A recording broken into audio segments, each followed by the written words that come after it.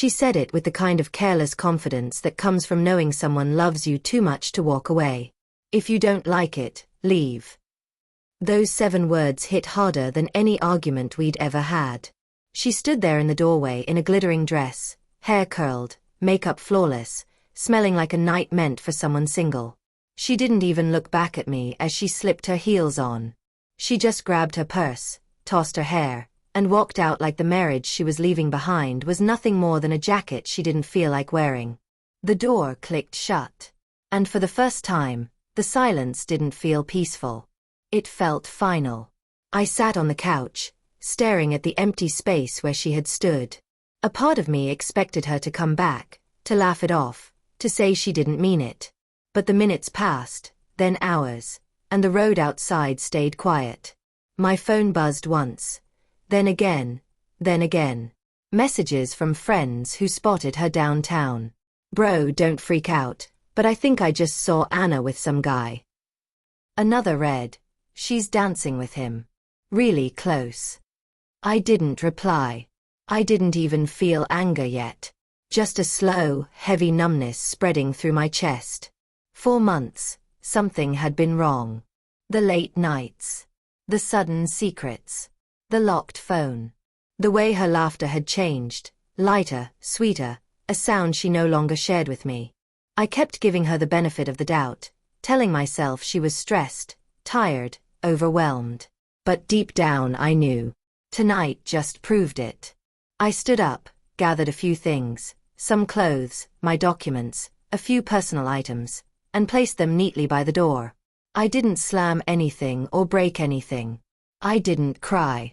I didn't pace around the house like a man waiting to be chosen. I simply packed, like someone who had finally stopped lying to himself.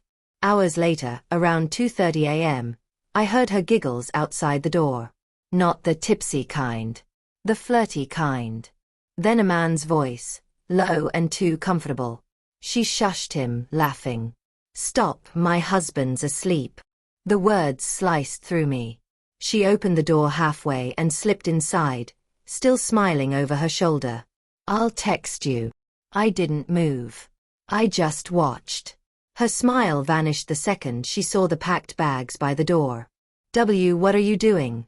She asked, shutting the door quickly as if she could hide the evidence of what had just happened. I stood there, calm. You told me to leave if I didn't like it. Her face went pale. I didn't mean it like that. You're being dramatic. But there was no panic in her eyes yet. No regret.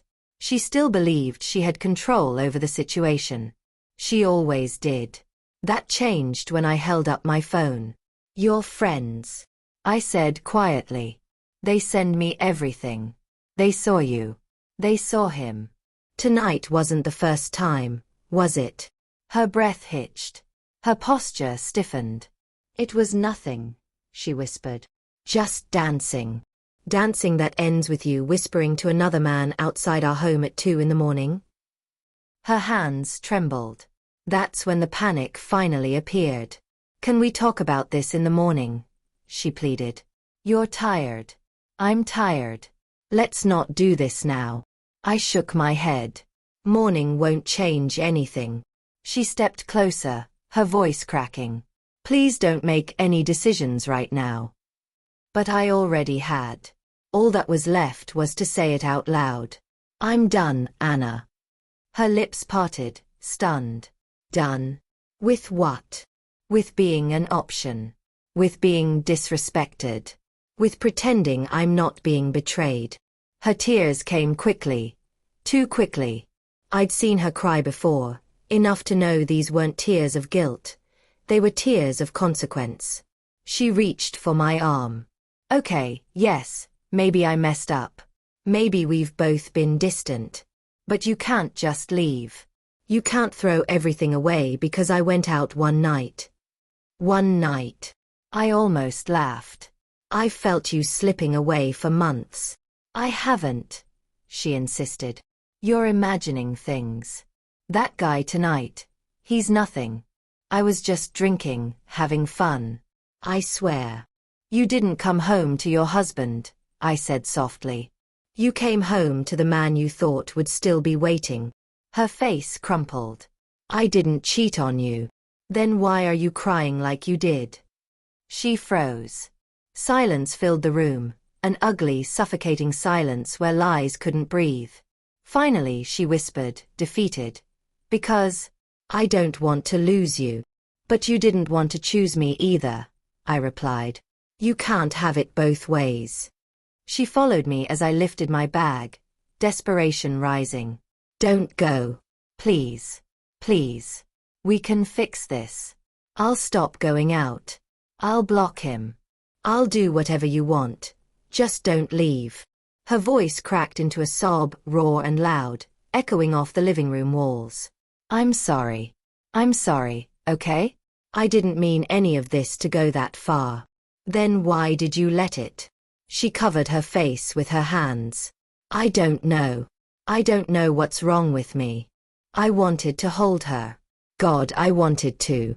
But love doesn't survive on wanting alone. I'm not leaving because I hate you, I said quietly. I'm leaving because loving you is hurting me more than losing you will.